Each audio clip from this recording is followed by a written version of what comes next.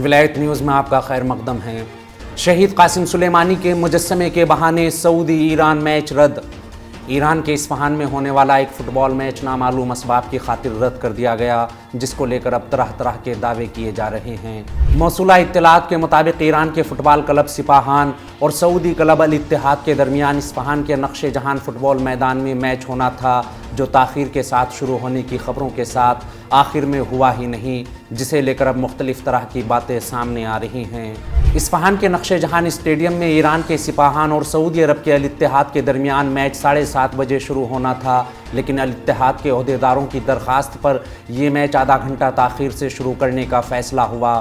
آدھے گھنٹے بعد بھی الاتحاد کے کھلاڑی میدان میں نہیں آئے اور اسٹیڈیم سے باہر چلے گئے۔ کچھ افراد کا دعویٰ ہے کہ میچ میں تاخیر اور منسوخی کی اصل وجہ اسٹیڈیم میں شہید سلیمانی کے مجسمے کی موجودگی ہے، حالانکہ ایسا کوئی امکان نظر نہیں آتا، جس کی اہم وجہ یہ ہے کہ اس سعودی ٹیم نے کل اسی اسٹیڈیم میں پریکٹس کی تھی جہاں پر شہید سردار حاج قاسم سلیمانی کا مجسمہ موجود ہے، اور اس بات کا بہت کم امکان ہے کہ سعودی ٹیم نے ایسے کسی مسئلے کے سبب اسٹیڈیم ترک کیا ہو۔